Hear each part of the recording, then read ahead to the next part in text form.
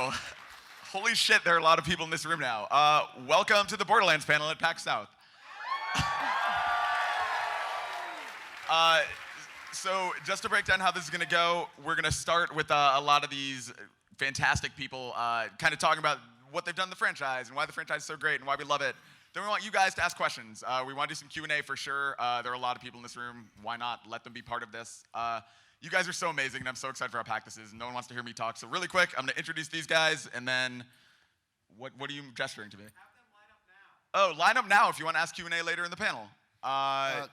That's Chris Failer. This will be Chris Failer. He'll have the microphone, and he'll be there to make this happen. So real quick, let me introduce these guys. Amanda Christensen, concept artist.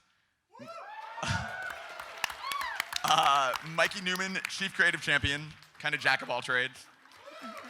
Also the voice of Scooter. Which we did announce was in Tales from the Borderlands today. Will be in Tales of the Borderlands, yes. I've recorded some of it, yeah. He will be in episode 2 and hopefully many more. We'll see. Aaron Tebow is VP of Product Development at Gearbox. What's up? Randy Pitchford, CEO and President of Gearbox, and voice of Crazy Earl.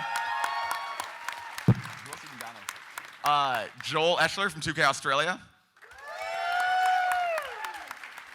James Lopez, producer at Gearbox. Hello.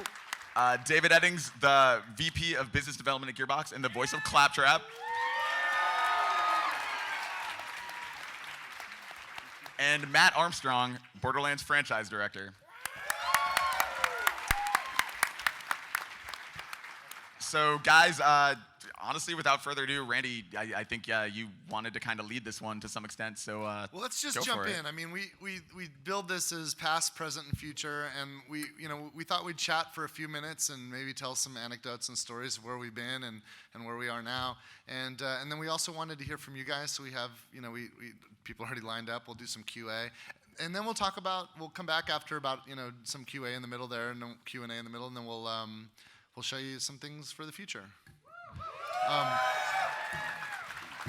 So the last person that was introduced is Matt Armstrong, and he was the first guy on the ground before it was even called Borderlands. Matt and Mark Tardif and I sat down and we talked about what if we took what we love about looting games, killing bad guys and taking their stuff and getting better gear and leveling up, and what if we blended that with a first-person shooter? And Matt, I know, had been thinking about that kind of stuff for a long time, and Matt worked on our very first video game with us. He's been with Gearbox since the very beginning, and it was time for him to direct a project, and Matt had so much vision, and he was so excited to jump in that that's where it began. I mean, do you remember some of those earliest moments, Matt? No, I'm a blank. I'm not sure what I'm doing here. Matt also has an incredible sense of humor. That space back there looks like a mirror that's broken and is reflecting people's fronts instead of their backs. Yeah, it's like a two-way. It does. It almost looks like a two-way mirror back there. That's kind of weird. It's really strange. Yeah. Well, we started talking about this, and at the heart of it, we quickly realized that this is an idea that people have thought about. Like, it's cool that we want to do it, but how do we do this, and how could we do it? And we realized that the reason nobody does it is because there's a problem to be solved, which is, how do you have all those guns? How do you possibly make a game that has enough weaponry to justify a Diablo action RPG or Sacred or any of the others, Nox? But how do you justify a game that has that sort of loop, sort of that loop to it? And it was about, we're not pitching this until we solve the problem. So before we even went and talked to 2K about it, and bless 2K for saying yes, by the way, because it was a mad concept. We solved the problem. We figured out how we were going to make the guns work. And that was sort of a key aspect of the pitch. Yeah. In fact, I remember when it was you and Mark that went on the road to talk to all the publishers about it, and we had some interest. EA was interested, and I shouldn't say that because their stock might go down that they didn't get it. There were Let's just say there were- all the major publishers were interested. 2K really got behind us. You know, they were a new label at the time. They had just signed up BioShock, right? This is the kind of publisher that is willing to take a bet on a game like BioShock. And that meant a lot, you know, and I really liked Christoph. You know, he really helped put Grand Theft Auto on the map, you know, because Take-Two is the parent company, and he was a big part of growing and building the Grand Theft Auto franchise, and he was willing to take a risk and help things go, you know, elevate things beyond what they might have been otherwise. So I thought this is a really good partner because they're really hungry and they have a lot of talent, and they're willing to take a bet on something a little off center. So you know, we talked about it, and we ended up doing the deal with 2K. Yeah. And it was. I remember when Matt and his team, and hey, is Jimmy in the audience? Where's Jimmy Sieben? Jimmy, are you around here somewhere? He's in the very Jimmy's back. way in the back. So Jimmy was one of the first guys.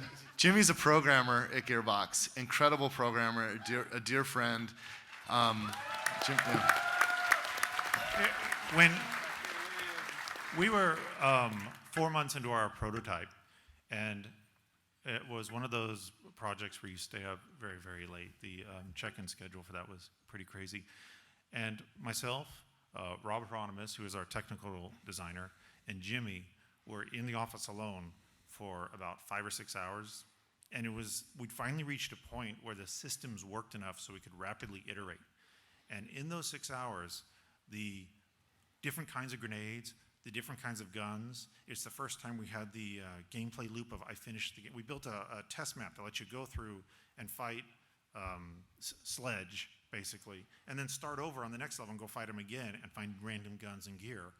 And Rob's over there in the corner, he's modifying the map, and I'm over here making guns and grenades, and Jimmy's working on the code and rebalancing it. And we just implemented, the other big difficult thing was how do you balance a game where I have enemies shooting at me, I have my health level, my shield level, the guns, the equipment. How do we balance this over 50 different levels? And it all comes down to a formula that Rob created.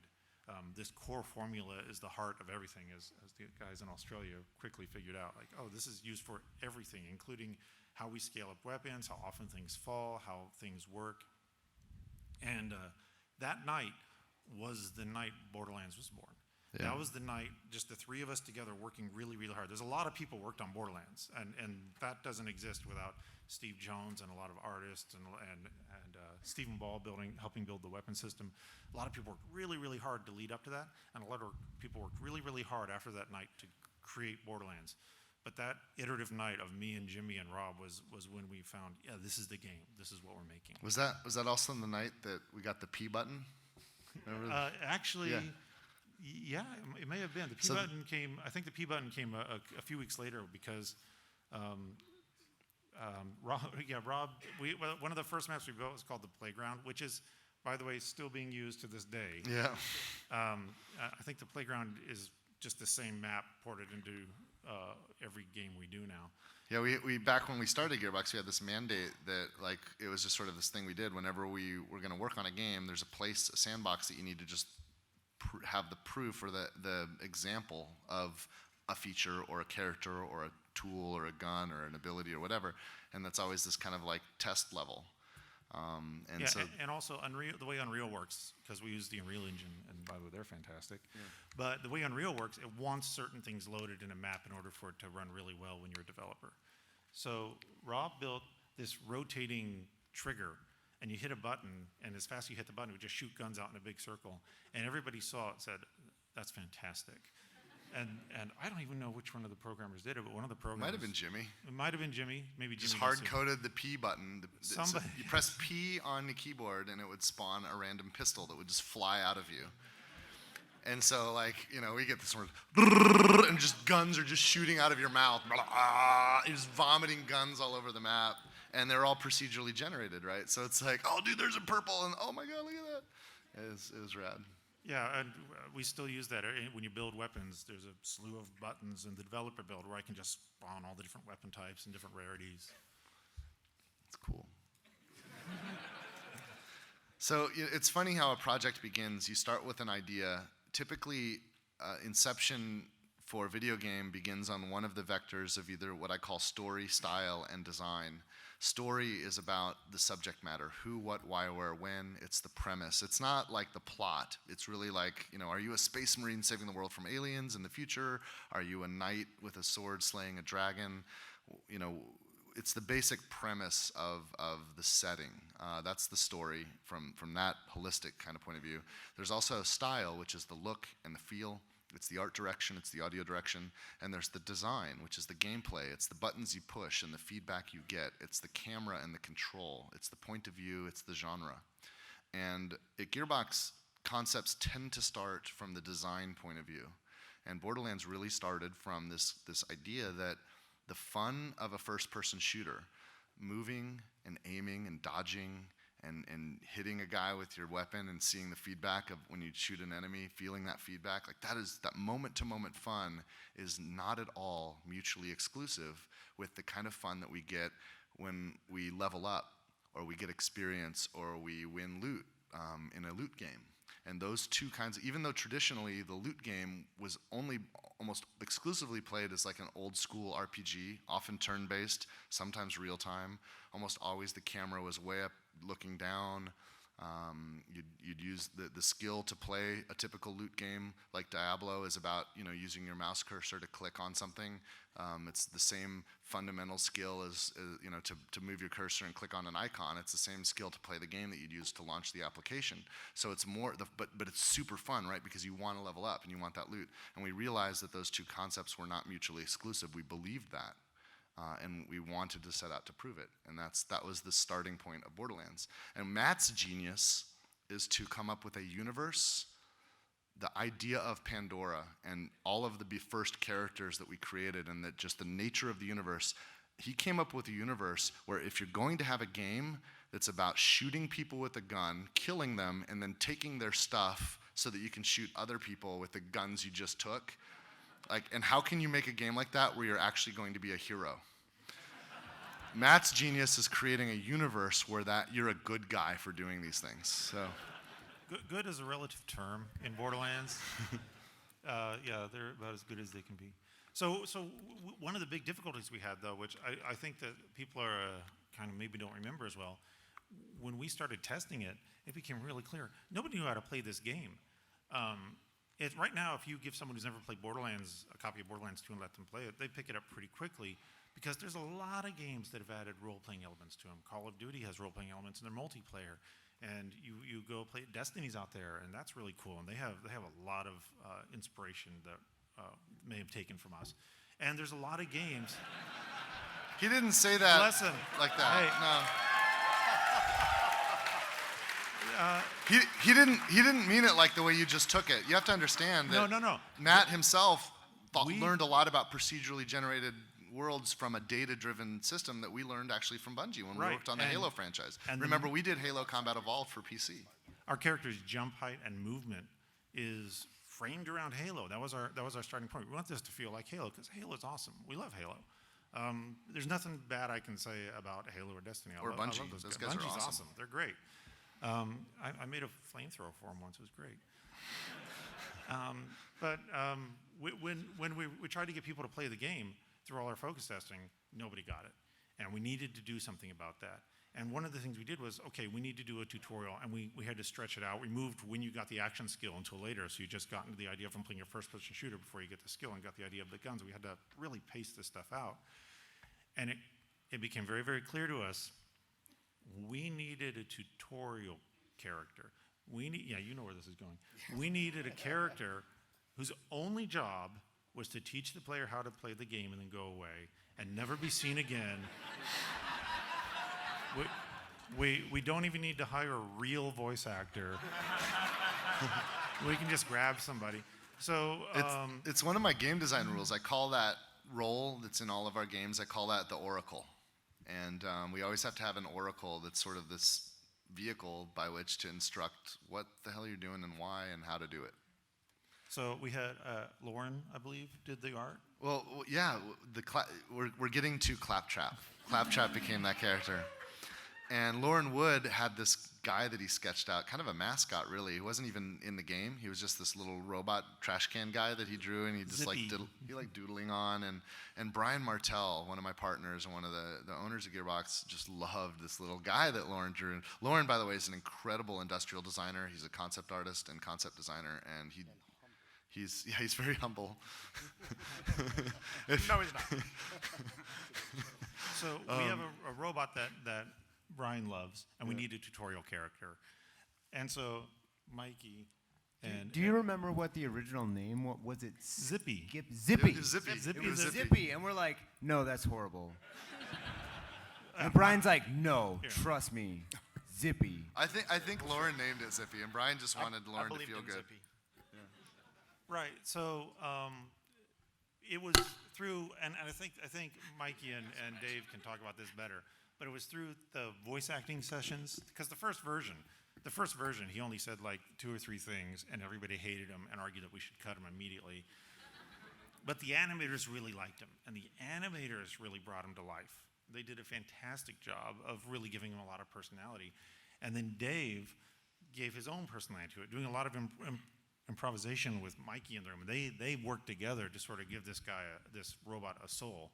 And if you know Dave, you know Claptrap. They're very similar. Tell us about that first time when I asked you to go down and throw some stuff down, and you and Mikey were in there riffing. Tell us So about that. Mikey and I went down to Rayson Varner's studio, and we just let the tape roll. We don't use tape; it's digital, but we just let it record. And we were down there for a long time. You had written some lines of intent. We were just going back and forth. We were having a great time. I was stealing from all my favorite childhood cartoons and movies and Three Stooges and so on, and we just had fun and kind of came up with some stuff. Because we had not, and I had not worked with you yet, because this game seemed to really go design, style, story, as so far as the characters and stuff came up. What? Style was last. Sure. It went design, style, story. In the order of which. Style, story. Yeah, sure. Anyway. Yeah, and I just did that a few more times. I remember we were doing the riffing because I had not, like, Scooter, Tanis, Marcus, none of these people existed. We just had this robot, and the game was still quite serious, but it was visually arresting because we'd never seen a game look like that before in Firestone. And I remember after that first session, I went back and wrote some stuff, and I wrote some stuff out of a couple ad-libs you had, specific to...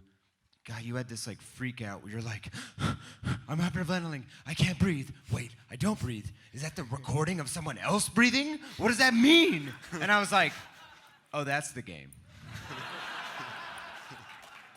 That was really good. And then Can you imagine what it must be like to be inside of Claptrap's mind? I think Dave and I have a pretty good idea. I'm just going to leave it at that. It was it was an interesting thing when you asked me if I would do this thing, and I was wondering how this character would be, because he is supposed to be a little bit irritating and so on, but I always thought of him like a younger brother that you don't mind hitting on, but you don't want anybody else to hit on, right? You'll protect that. You mean little hit? brother. Hit, yeah. Smack around, stuff like that, right? No, So I got this little brother I'm always hitting Not the on. other, yeah, no. Nobody boy, hits phrasing, on right? Claptrap. That's the thing, yeah. And I hope phrasing, no yeah. one's hitting on their little brother. Yeah, phrasing here. It's hard to. I'm glad that we seem to find that perfect balance between irritating yet slightly endearing. Dave, Quite frankly, I think it was just typecasting. You know how you're always hitting someone with your little brother? Like he's a bat. That's how I lost my little brother, actually. Never mind. Anyway, so I that's don't where have a little story brother. I started. wish I did. Do we want to talk about style Not first a anymore, little bit? that's right. Sure, style. Well, like, no, the art style just happened. It was great. Okay, moving on. Like, no, obviously there's a story there. I've told that story before. I don't want to waste a whole Okay. lot of time, but the tone was not fitting with the gameplay and what we were trying to do. And Brian Martell had an idea how to use ink lines and stuff. And he didn't tell me that's what his idea was, but he got together with some of the other artists and level designers and coders. He got a group of guys together, and he wanted to prototype something. And one day I was walking around the office, and somebody said, "Dude, have you seen what Carl's been doing? What Carl's working on?" I'm like, isn't he working on what he's supposed to be working on? And they're like, oh, okay, maybe you should talk to Brian. So I talked to Brian Martell, and he said, yeah, I've been trying to crack this nut on the style. Because if you remember, Borderlands originally, when we first announced the game, and by the way, we announced that game, I think the first trailer we showed was at the Video Game Awards, wasn't it? No. The first trailer was the Video Game Awards. The Spike. Spike TV, Video Game Oh, Awards. yeah. And The Hell of a Lot of Guns trailer. Did anyone catch Jeff Keighley's keynote on Friday? That was pretty cool, right? Yeah, it was at his show, the VGA show that we did the first with anyway, I'm diverting, tangenting. So anyway, I made a deal with Brian where he was going to take his group of guys and they were going to have 3 weeks to prove this concept. And then we're going to look at it and make a decision. And at the end of the 3 weeks, they set up the conference room. They're going to show me the demo of what they had worked on. And I remember going in there thinking, why did I make that deal? Because we're so late. We're supposed to ship this game in like a year. Like this is, I don't know what they're going to show me, but I know it's going to be a redo of the art direction. You can't redo the art direction a year before you're supposed to be on shelves. Like this is just insane. So I was sad that I even let them do it for 3 weeks because I knew I was just going to have to go in the room and just whatever they were going to show me, I was going to have to tell them that's cool, but we can't do it. So sorry, I have to shoot your thing in the head and kill it. And Brian, I don't know what his deal was, but he left. Like he went to Minnesota. He was out of town. Like he just left. So he wasn't even there for the demo. He says, "Oh, I already had this thing, so I couldn't be there." I think he was afraid. But I went and saw it, and it was amazing. It was like this look I'd never seen before, and it changed everything. It was like that is what Borderlands is, and so now I had a problem because I loved it. But I knew we couldn't do it, right? Because how could you possibly do it? And fortunately, a couple of the producers, Stephen Palmer mostly, had kind of tracked that whole process, and he felt like he understood what it was going to take to do the whole game like that, and he had a production plan for it.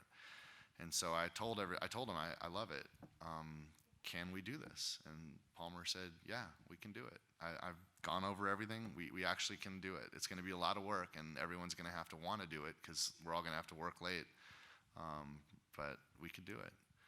And so that was when it happened. And then I had to actually tell our publishing partner, hey guys, I'm going to change the whole art direction of the game in the last year. You cool with this?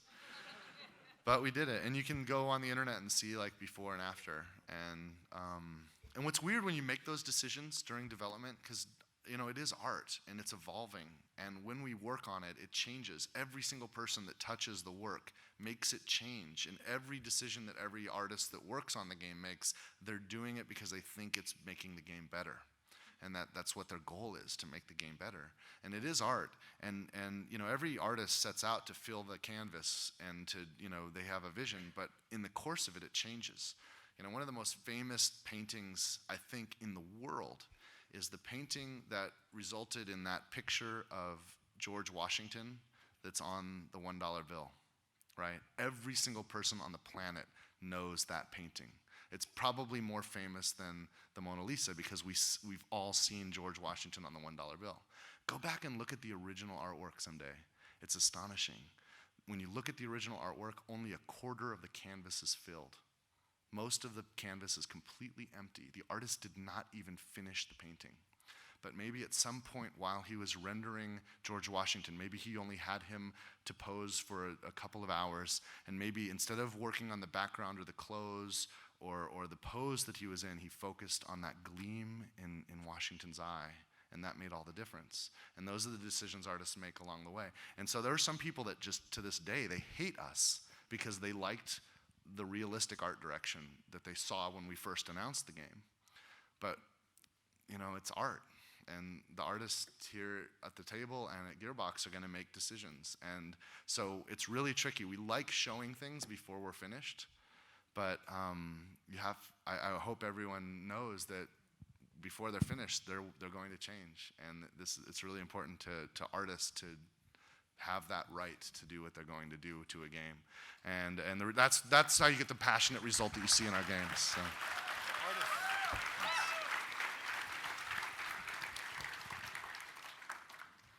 Do you want to talk about the story decisions at all, or The what? The story decisions? Well, how some of that stuff came about, like the freeze frames, the intro. Yeah. How they, I mean, sure. Go for it. I can talk about paintings of Washington. Also. No, do it. I'm saying do it. No, go. all right. No time like the present, baby. You have a thought. Okay. Hit it. Well, no. So like, basically, what happened was I came over and I knew I was going to be doing some writing, and I thought I was going to be taking some stuff that existed, and I ended up taking a lot of it, like the characters and settings and things, and even a lot of the plot. But we hadn't found that tone yet. We hadn't really struck into that, and I was working with a team I put together in secret that you didn't know about as well. And people like Scott Kester. This is the first project that Scott Kester worked on as a character artist, like designing things, which is how the sketched intro came about. Scott, are you out here still? Yeah, Scott, are you here? Because I love you. I don't know, Scott. I don't know if it was you or Jason that sent me that book for Division. I'm so grateful you did that, and I'm so grateful you guys drove down and we got to meet each other. Because if that didn't happen, like I don't think you would have discovered Gearbox, and I don't think Gearbox would have discovered you. And like it was totally out. Like you know what our hiring process is like now, and I was just like, I don't care what that is. These guys are amazing, and they're just such a right fit. Like this is just cool, talented people working together, and these guys are exactly that. Just jump in and we'll figure it out. And look what happened. You got to influence like Borderlands. Like we had just cracked the nut on the art direction, but we didn't have all the character stylings that you see in the final game. And Scott came in and like really brought Mordecai to life and really brought Brick to life and all these guys and brought personality to them on a whole new level. And when you see what Scott's doing now for Battleborn, oh my God, it's amazing. So thanks, Scott. Yeah. So good. Scott Kester was on that team. He was actually helping us design looks for the bosses that Ruben could use, and oh my God, we could do a panel on Ruben. That guy will take one animation and the shittiest model you've ever seen, and it'll make this amazing thing that becomes a boss. Like he was working with nothing and producing miracles every single day. So between Scott and Ruben, they made the bosses all what they are. Scott was also designing the areas they were in, and I was working with Richard Jessup and Brian Thomas, and that's where the freeze frames came from.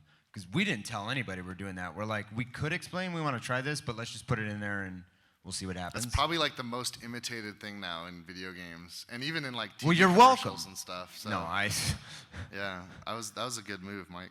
and then me and you sat down and we were talking about adding, like actually going over, and then we wrote Tanis, finding all that stuff, and we had a character named Crazy Earl, and you're like, I want to play a character, and I was like, okay, Randy, and I don't remember who I think don't think I asked for it, did I? I don't remember that part. Well, I'm giving you the benefit of the doubt, Okay. so you don't lose face here. No, no. The funny thing was, we just brought him in the booth, and he goes, "What you want?" And we're like, "Okay, I want that." Well, I want came in. that." It was really a last minute thing because they needed a character to get to do the black market thing, and we didn't even have enough resources. So I'm like, just make a head, and put it behind a door, and you'll get away with it. Yeah. And they said, hey, why don't you try it? And I went in there. I'm like, okay, we can do this a couple things. And one of them was like I did like a kind of a lispy guy, like, hey, you should come buy something, And I did like that kind of character. Vetoed immediately. And then I and did you did like Cajun Sanford. yeah, and I did like a shady guy, like, hey man, you want some stuff? Wait, I like that one. Let's use that one somewhere. I can act. And then I know. don't know where it came from, but I just said, what do you want? And then they're like, that right there. And I was like, all right. Yeah. So now I lose my voice every time I have to do a Crazy But Girl session. we had locked you and Dave in well before I even touched Scooter, because we wrote that whole script, and I was in the studio with all the actors we cast, and I was convincing you even up to that day, like, no, let me try this. In the first hour, I was goddamn horrible because we hadn't found it yet. That was a long day, though, Mikey. It was- Because you got to give Mikey credit. Like, we were down there in that booth probably 12 to 14 hours a day for Yeah. a solid week, The first day, he and I finished the script that we were going to take with us to the studio that morning at 4 a.m. the night before, and we had to get up and be at the studio at like 8 a.m. So we left the shop we left Gearbox at 4 a.m. We had to be at the studio 8 a.m. and then we do directing all these actors all day long, and then okay, Mikey, you get in the booth now, you act, and he's just like, this is where the cars live. No.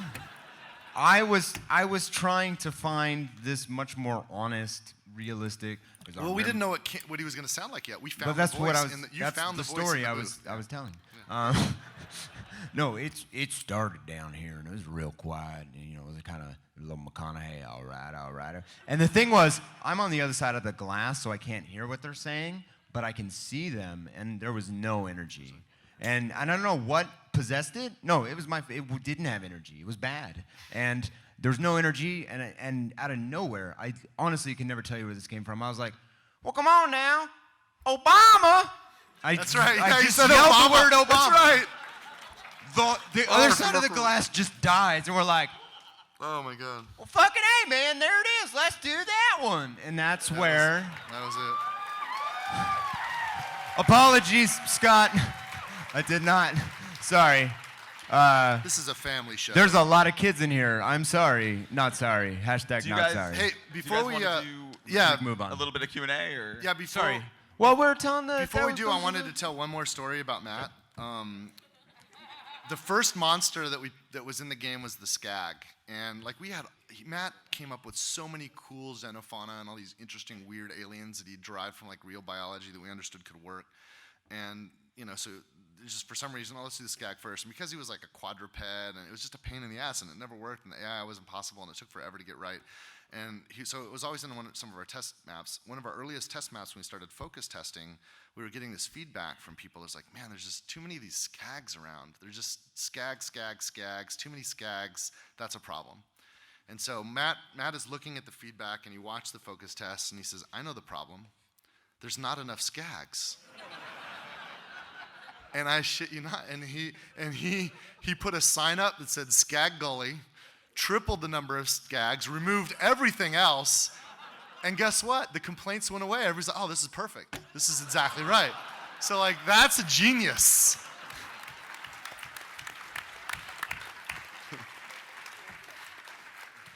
All right, let's do Q&A. And then Borderlands 2 happened, and then the pre-sequel, and now we're here. This is Joel. He works at 2K Australia, and he worked on Borderlands, the pre-sequel. Now we're at the present. So we're gonna try and do like 20 minutes of Q&A, just a little bit before we get to a few other things. Do you, are there people lined up? Oh, okay, good, cool. Hey, I have a microphone now. Sorry, I wrote this down because I didn't want to fuck it up. Now I'm fucking it up. Sorry, Scott. Yeah, my bad, Scott. Alrighty, you ready for this? It's a hot one. Given the inclusion of various ethnicities, disabilities, genders, and sexualities in Borderlands, is it Gearbox's goal to be as inclusive as possible? How early did you make that decision in the design process, and is it something that you focus on in every single game? I want Amanda to take this one. Yes. I don't think it's just about representing a wide range of people. It's just good design.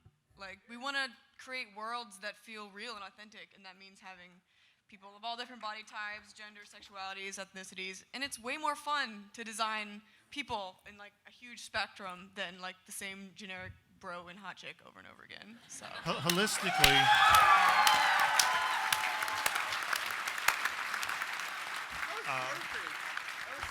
we don't actually have an agenda. We're just doing what's cool. Oh, and then Matt ruined it. Okay, cool. Something that I really like about the way that we have all of that is that I don't really think we ever really force on anybody. I think we just make it very, very mundane almost. Like it's just another fact about that character, and we don't really. It's not really like analysis. Not really emphasized. It's just part of who they are. So that when you find out something about Hammerlock or Janie or whoever, you just go, oh, okay. And then, because that person also has all these other facets to them, that just becomes another flavor to them. What are you implying about Hammerlock? One of my favorite. I got this guy that sent me an email once, and he's really upset. You could feel like there was this argument that he said he and his brother were having this argument over whether or not Sir Hammerlock was an African American. And I'm like, they're on Pandora. Like, I'm not even sure Earth even exists in this universe. Like, I don't know where, like, Africa, I don't, like, America, these things don't even exist in the Borderlands universe. If you're curious about the color of his skin, like, you can see it. Like, but who cares what color his skin is? Like, it's just another interesting part of his character.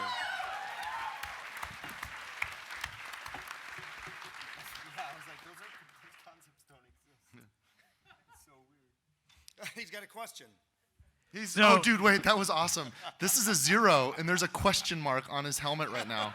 Can you look at that. You are the coolest cosplayer in the universe.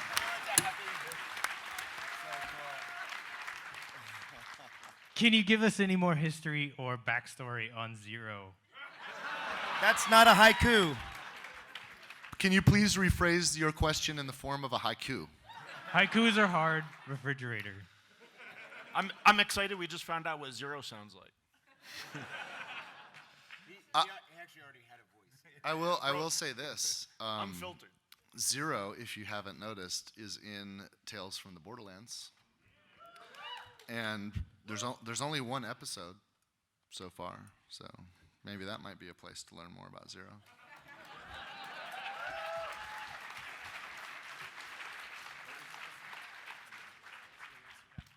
All right, I kind of asked this question. Zero is a number, by the way. Okay. All right, I kind of asked this question for you guys earlier, but now that everybody's here, I can try to get a clear answer. Who is responsible for TK's death? Who made that decision? I know exactly who that is. Can I answer that one, actually, if you don't By the way, mind? David Eddings is also the voice of TK Baha. There you go. It's true. It's true. You should have seen the look on your face.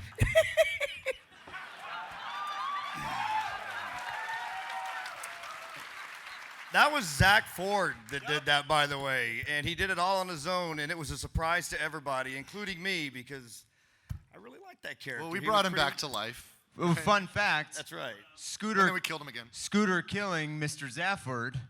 That was for you, buddy. That's True love you, story. Mikey. I He love killed you, him. Scooter. None of us knew that because there's no dialogue. He's just dead on a ceiling fan, and you're like, "What the shit, dude?"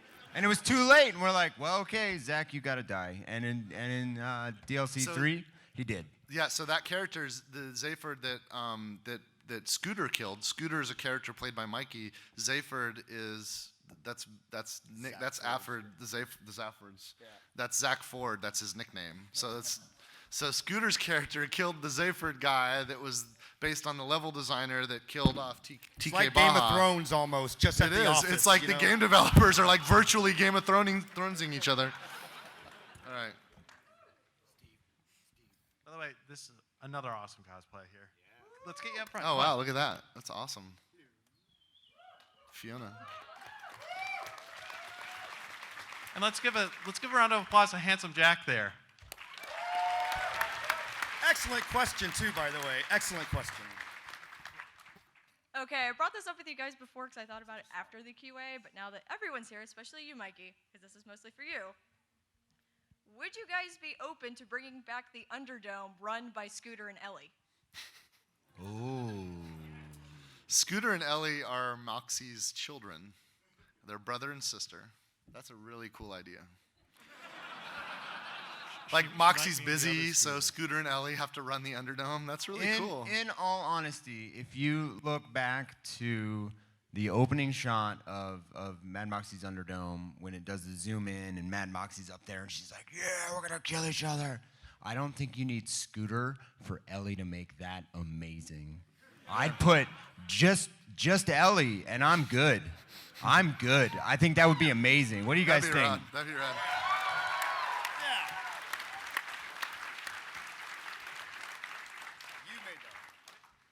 Hi. I'm really looking forward to 4-player couch co-op. I have a lot of friends that I game with, but not necessarily everyone has Borderlands. Will there be some sort of feature that would allow for like character copying so they could have a temporary tune to play with me for a little bit? Oh man, that's an interesting question. It's an interesting idea. I don't think we have that feature, but that's a good idea, right? To facilitate like couch co-op. Like let's say you're inviting a friend over, you're already level 50 or something, and they like, okay, do you start a new game at level 1, or can we just clone off my level 50 and make some other level? That's a clever idea. I don't know what's involved technically. James? I admittedly don't know either because I'm just a lowly producer and not a game designer. But I mean, I think it's an awesome idea, and I think we're always trying to look at ways that we can do cooler things with co-op. I mean, because I think that we're really just kind of scratching the surface with that now. Hey, James, like, what about some of the things that we've done with the classes in pre-sequel to actually make it better for new players to join in? Sure. Well, I mean, we definitely have. I assume that you're asking me about how we've got characters now in the pre-sequel that are much more co-op focused, that they have like really great synergy together. In fact, I think that's really been one of our bigger focuses in the pre-sequels about emphasizing the importance of co-op. I mean, you can still play these characters on their own, no problem, but you've got characters like Claptrap that are definitely better with other people. You know, he's sort of this agent of chaos in a way, but he's got buffs for everybody. You know, and Athena has this ability that that protects other players. You know, and so if you're playing with someone who maybe is newer to first-person shooters or definitely new to Borderlands, having a sort of designated protector is great.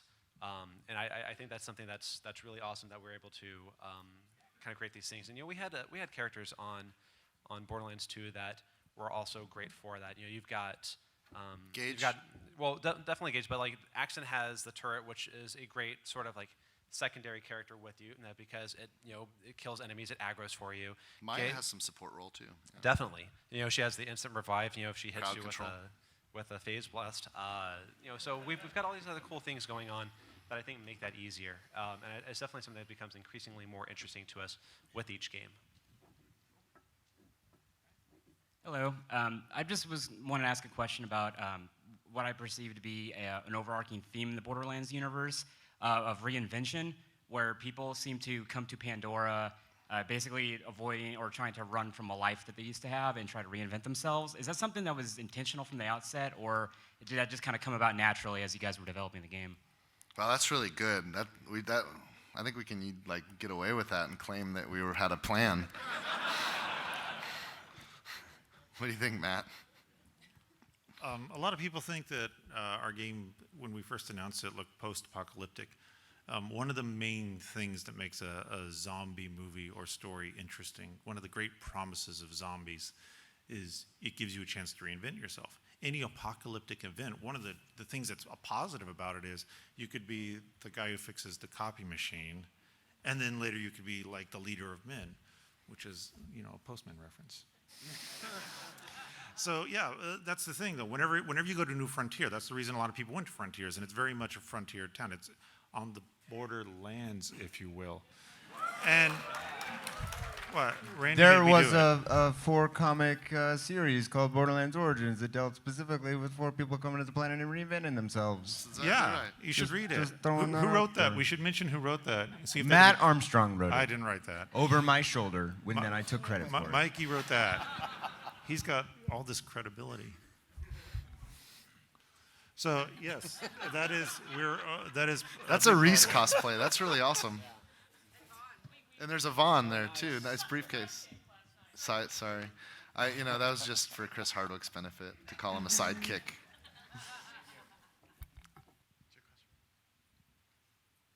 Hello.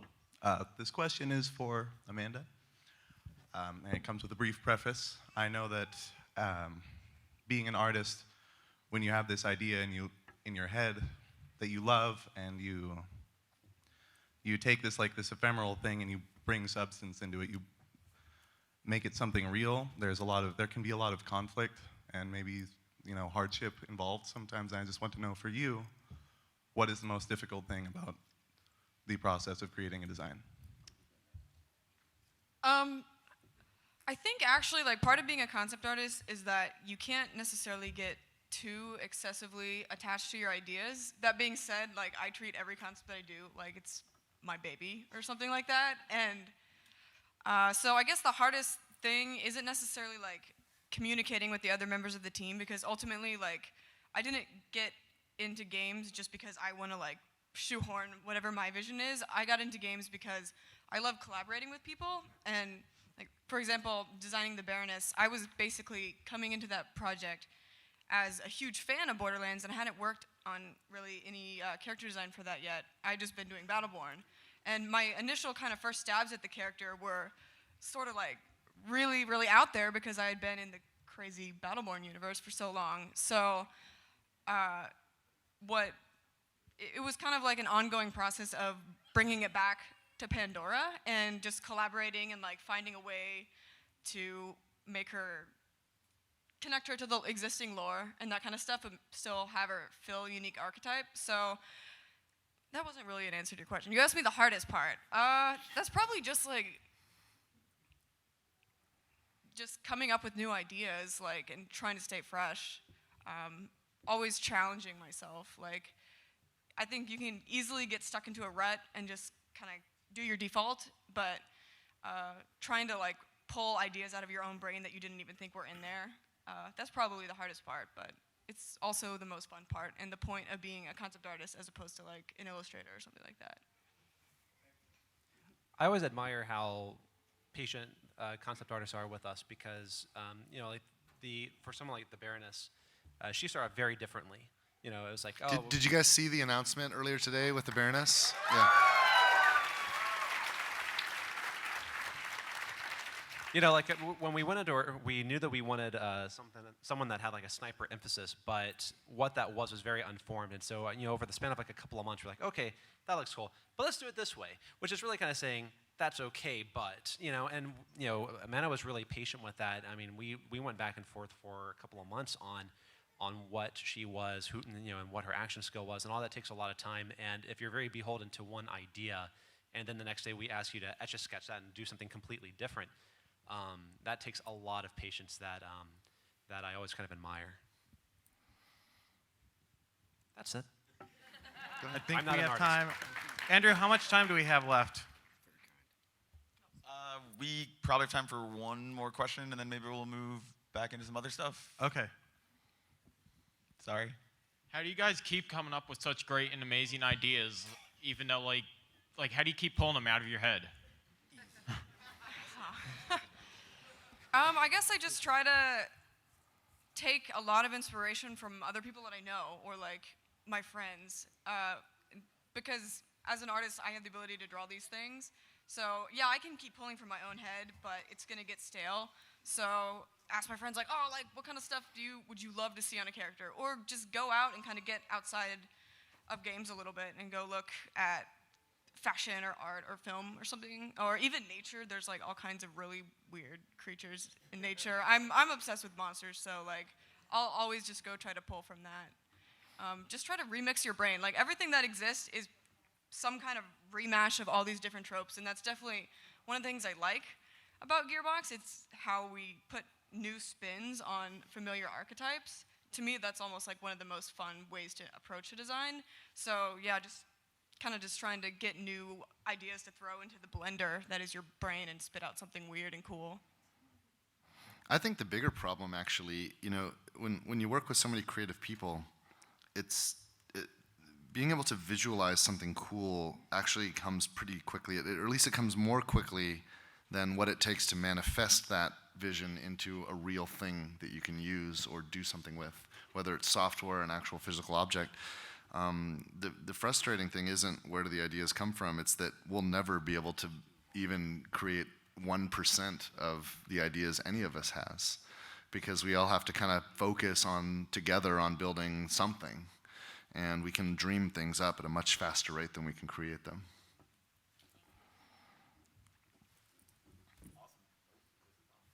There we go. Awesome. Thank you guys for asking questions. So we have a couple things. This morning we announced the next DLC for Borderlands, the pre-sequel, which is the Lady Hammerlock pack, and we thought maybe you guys would like to see some gameplay. So I believe Lopez, yeah. You guys gonna attempt to play it live? Yes, we're gonna. James is a pro. Oh, is that Mike? Oh man. Here. Okay. Yeah, we're doing it live. Actually, Joel, would you mind helping out here? So Joel's from the 2K Australia team. He didn't talk a whole lot, but he and his team worked on Borderlands, the pre-sequel, and I remember when I first heard the pitch to do Hammerlock's sister, and to make her such a dark ass kicker. Like, she's like really wicked, you know. She's not a good guy, but she's awesome. So we're just going to run around the Hyperion Hub Fair for a few minutes. Just going to show you guys. Are you guys going to be able to, I don't know, can you show us the skill tree? Yeah. Yeah, so I'm actually going to start off with that real quick. So you can see, oh, okay. Why am I looking at the other screen? There we go. That's with their thoughtful pose. Aurelia has this ability called Cold as Ice. It allows her to throw a thing called a Frost Diadem Shard. And so what is that? It will seek out an enemy and attack it and put it'll put a proc on it for ice. So it'll freeze the enemy. And once that enemy is killed, it'll move on to the next one and hunt that. But there's this really cool thing that you can also do where you can actually mark targets so that it'll shift around. And if it detects that there are not any targets immediately nearby, it'll actually shut off so that it can recharge sooner. Sort of like whenever you were able to recall Axon's turret. It acts a very similar way. She's got three trees, of course. She has one that's called, there we go. The Huntress, which focuses primarily on sniping. Really good headshot kills will be rewarded. We have these sort of interesting challenges where close range sniping will give you a better health gen reboost than if you're further away. If you're able to land critical headshots consecutively, there are bonuses for that as well. I keep doing this. The middle tree is Cold Money, which focuses on dealing cryo damage. She's very much an ice elemental character. I mean, although of course you can still use everything else, including lasers, which is not elemental, but whatever. But that's definitely the focus of that tree. And then we have this one, Contractual Aristocracy. And this is, I think, probably my favorite one. It's this really interesting idea of basically creating a contract with a co-op player. And whenever you do, you will hold up this. Or, there we go. It's a contract. And so what you do whenever you set up this contract with your co-op buddy is you will benefit from each other. You have a sort of symbiotic relationship, except that your essentially your partner will go out and kill enemies for you and gets rewarded for it. But you also get a nice cut of the XP, and you just kind of work off of each other. There's this really awesome melee that I'm going to go show you in a second, which is what you saw in the really awesome trailer that Mike Roth made earlier today. And what it does, whenever you backhand your enemy, it'll be a melee override that will also hit them with cryo damage. So let's get to it. Now, since it's been out for a little while, I'm just going to go and sprint forward to a place that I know combat is, as opposed to running through the missions. And we're just going to get right to it.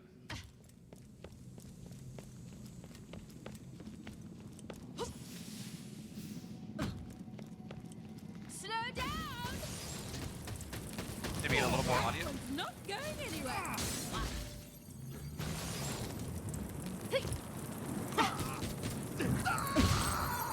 So what's happening is that the diadem is already running around and killing enemies for me because it doesn't need me to command it. And let's see if we can go over and slap this guy. Oh. Running around the Hyperion Hub, having fun with bands that we love. Hey, don't judge me.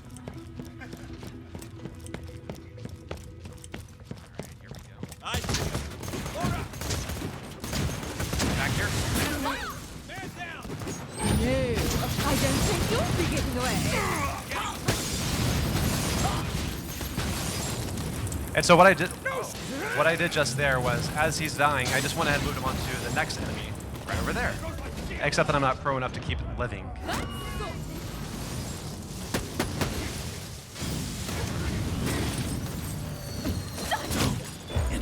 Oh, no.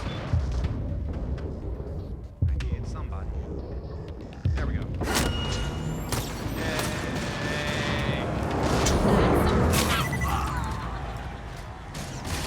I think he's flying without a mic, too. If he dies, his demo's over. Flying without a rope.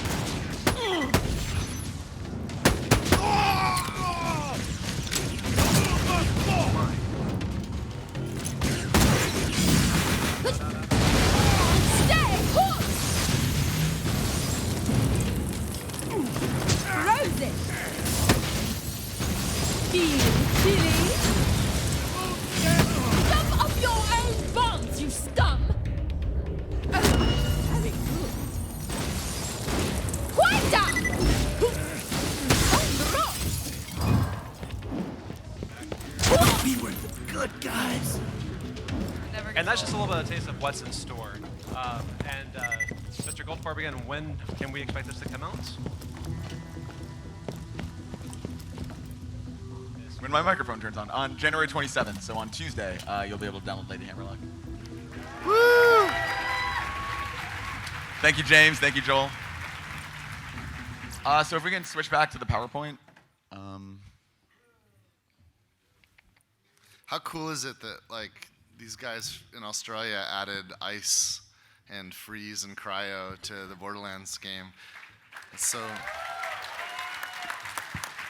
mean, it was just awesome being able to do anything in Borderlands. So the fact that we see so many people, dressing up in cosplay, talking about their favorite missions. I saw an amazing Nurse Nina today. I had to record it to show the guys back home. It's a real privilege, and I really appreciate you guys letting me be up here and enjoy this as well. Yeah, and thank you.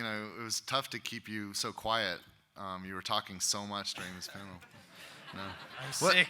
No, I was. I think we were just talking so much you weren't interrupting.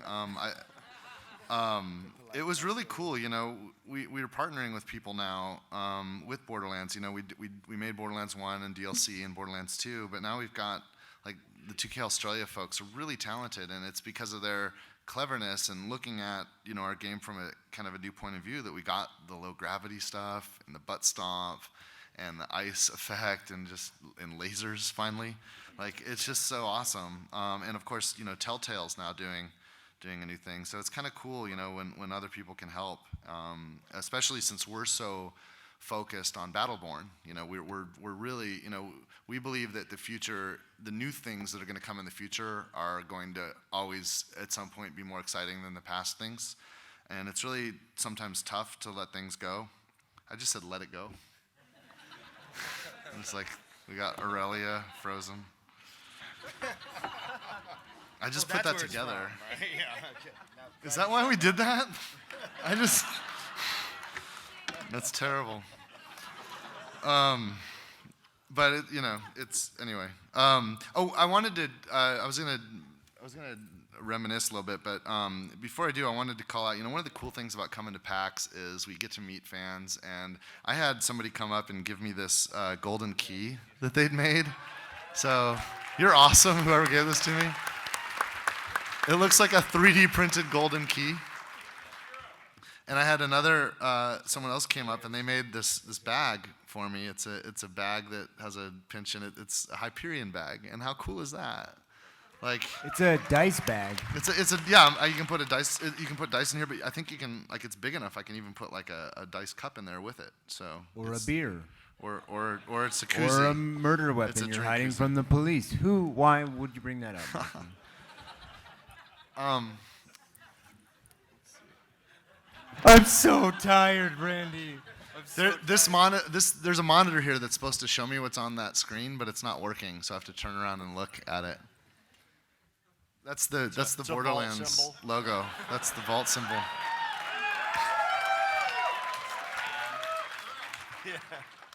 One of the things that's so great about working at the studio and working on Borderlands and the other games we make is just working with great talent. And I was thinking about how many people have been involved over the years and thinking about how the team has grown.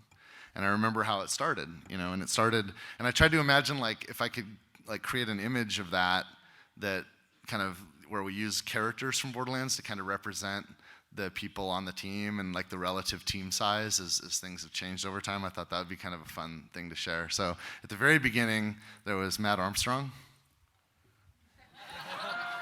So you're Brick to me. I remember when Matt and I were kind of debating about whether we should add a fourth playable character to Borderlands, and when Matt and I were kind of in some of the breakout rooms trying to figure out. I mean, it was really late in the project we even figured out skill trees, and I remember he really just. Our brainstorming back and forth was able to just crack the nut on the idea of skills in general, and it was right around the same time we decided to add Brick to the game. So I'm gonna think of Matt as Brick, the strongest hero on the team. And there was Mark Tardif there, and I was there, and so I think I'm Crazy Earl. So we'll just have me yelling at him in the background there. But there was a lot of other people that joined the team, and the team got larger. So Rob Hieronymus joined us. And there's more folks. There's Jimmy that I mentioned earlier, and Steve Jones and Scott Velasquez and there's Kester and Shields and Ruben and Lauren, who we mentioned, and there's Mikey, and there's a bunch of other people. I can't mention everybody here, but it's kind of representative of the team size. And then we started Borderlands 2, and the team got even bigger. And can I have a hand mic, actually? Oh, this is cool, so I can talk while I do this. So with Borderlands 2, the team got even larger. More people joined up. Paul Helquist became the creative director, and Sean Reardon took over producing, and the team got even larger still, and more people got added, and it got bigger still. And the team there's Kyle, we put Kyle as, but and so you kind of wonder, what's going to happen next, right? Because the team seems like it's getting bigger each time, right? Well, here's the thing. We kind of want to think about the future, and we want to think about what the next Borderlands game is, but we're going to need some help. This is something that we need to get started on soon. I think some people probably assume we're already working on a future Borderlands game. The fact is we aren't, but we want to, and we want to get started soon, and we want some help. We want to see this team grow. So we imagine that if we're going to do another Borderlands game, maybe the team could be this big. And that's, I think, the size of a team that a new Borderlands game would deserve. And if you are in the industry, if you are awesome at something, if you think you can help us, if you think you're better at some aspect of game development than even we are, we want you to help us. If you love Borderlands and you want to help make it better, we want you to help us. We want you to join our team. And so these could be you. So I hope a lot of people here, this is me putting the call out. We want to get started on a new Borderlands game, and I'm talking about the big one. And we want you to help us. So please let us know who you are. You can go to gearboxsoftware.com and look at our jobs page and see a lot of jobs there. You can also email me personally if you're someone in the industry or you know, like maybe you're a new graduate of a game development course or game development school, or you've been in the industry for a long time and you're kind of worried about confidentiality. You can email me personally. You can use the email address heyrandy@gearboxsoftware.com, and I promise you we'll keep it between us. But we want to have the best Borderlands team in the world, because we want to make the best video game in the world. And this guy, Aaron Tebow here, he's our VP of product development, and he'll probably be talking with a lot of the talent at Gearbox Software about all the new people that we want to have join the team, and he's going to be doing a lot to build the next Borderlands team starting right now. So that's it.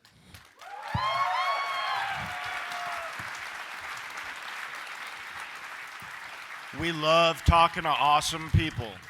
Now I know that there's probably some people that are going to also hear this message that are in the press, and they might call me up on Monday and say, "Hey, dude, I think you just announced the next Borderlands game. Are you going to tell me more about it?" I'm going to tell you right now, there's literally nothing to tell. This is something we haven't started yet, but we are ready to start. We are ready to starting now, and we want people to help us. So if you're a member of the press, don't go calling our publisher and hassling them about this, and don't call me. I'm not gonna give you anything right now because we don't have anything to give. But I hope to come back at a future PAX and show you what we're going to build together with our team and with the people that join us. The other thing I want to point out is we are neck deep in Battleborn. That's one of the reasons why we need reinforcements. We are so many of the people that created Borderlands are the heart and soul of what Battleborn is, and so this is our investment. This is our future, and so that's where we're putting a lot of our energy, and we're really excited. We're going to be talking a lot about Battleborn this year because Battleborn will be coming out, and whatever we do with the next Borderlands game, it's going to be a while, right? We haven't even started yet.